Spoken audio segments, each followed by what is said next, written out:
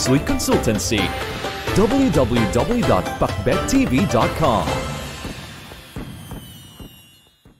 Kapag palubog na ang araw mga kapakbet o kapag gabi na, mababa ang yang energy o good energy. Mataas naman ang yin energy o negative energy. At dahil dito, may mga alituntunin o mga gabay tayong sinusunod o pwedeng sundin para makaiwas sa malas sa gabi. Ito yung mga bagay na dapat iwasang gawin bago maggabi o lumubog ang araw dahil pinaniniwala ang may dalang malas kinabukasan o sa mga susunod na araw. Kaya naman, makinig ka ng mabuti para makaiwas ka rin sa susunod na gagawin mo ang mga ito. Isa sa mga pinaniniwalaan ng mga nagatatanda mga kapakbet ay ang malas daw ang paggupit ng kuko sa gabi. Kapag ito ay ginawa mo, kinabukasan may magkakasakit o may mamalasin sa isa sa miyembro ng pamilya. Batay sa ibang mga paniniwala, ang paggupit ng kuko sa gabi ay nagdudulot ng disruption of energy. Ibig sabihin, sinisira nito ang good energy sa loob ng bahay at dahil dito, mataas ang tsansa ng negative energy ang papalit. Ikalawa, hindi rin pinapayo ang pagdodonate sa gabi mga kapakbit lalong-lalo na kung pera ang idodonate mo. Hindi rin maganda kung sa gabi kayo magbibigay ng sahod sa mga empleyado nyo o hindi naman kaya ay magta-transfer ng pera sa ibang bangko o e-wallets. Tandaan na mababa ang yang energy o good energy sa gabi. Kaya naman, kung magta-transfer ka o magdodonate ka sa gabi, may posibilidad na hindi ito papasok o maaaring ikamalas mo ang pagdating sa iyong finances. Ikatlo, paglalabas sa gabi. Hindi rin pinapayo o dapat ding iwasan ang maglabas sa gabi o kapag palubog na ang araw mga kapakbet. Ito ay dahil ang tubig ay nag-a-attract o humihigop ng energy at sa gabi mataas ang yin energy. Sa makatuwid, mag-a-attract ito ng negative energy at ito ay magreresulta ng kamalasan lalong-lalo na sa taong magsusuot ng damit na iyon.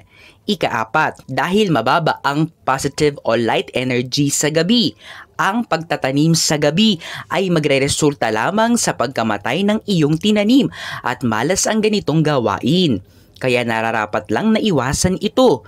Magtanim kayo sa umaga dahil fresh at mataas ang light energy. We have crossed one more milestone. It's only the beginning. Visit our new store Kapakbet, Unit 1004 Cityland Shaw Tower, corner St. Francis Shaw Boulevard, Mandaluyong City.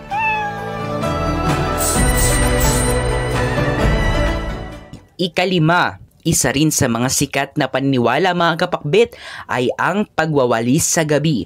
Sabi ng karamihan ay malas daw ito dahil winawalis mo ang swerte sa loob ng iyong bahay.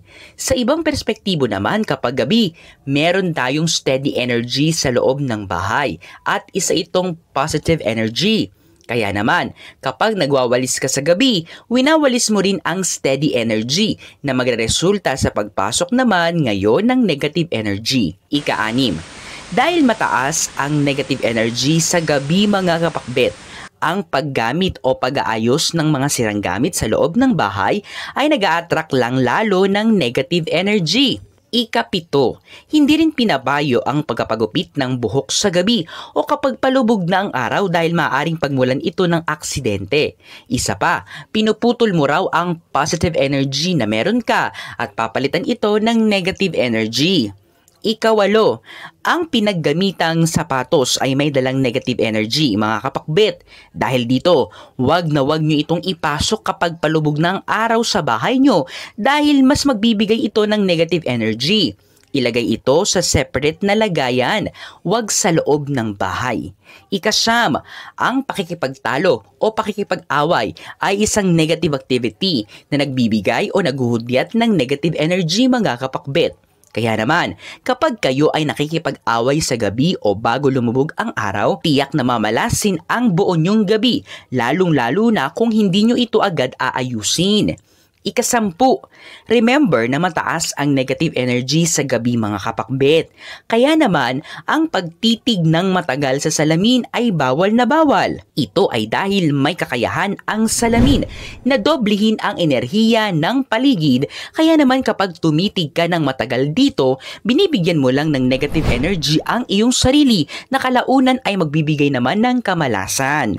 Ika-11, hanggat maaari mga kapakbet, huwag kayong mag-iwan ng hugasin sa inyong kusina sa gabi dahil ito ay pagmumula ng negative energy at hindi ito maganda para sa swerte nyo sa bahay. Tandaan mga kapakbet na ito ay mga paniniwala lamang. Wala naman ding masama kung susundin at lalabagin. May mga iilan na hindi naman na praktikal. Gayunpaman, isa lang ang totoo. Nasa ating mga desisyon pa rin sa buhay ang makapagsasabi kung tayo ba ay mamalasin o suswertihin. Kayo ba mga kapakbet, pinaniniwalaan nyo ba ang mga nabanggit? Ang mga interpretasyong ito ay pawang gabay lamang. Nasa sa atin pa rin ang desisyon at tayo pa rin mismo ang may hawak ng ating kapalaran. Huwag po nating kalimutang magdasal at manalig sa may kapal, hindi niya po tayo pababayaan. Huwag kalimutang mag-subscribe, i-like at i-share ang videong ito sa inyong kapamilya at kaibigan. Maraming salamat sa panonood mga kapakbet.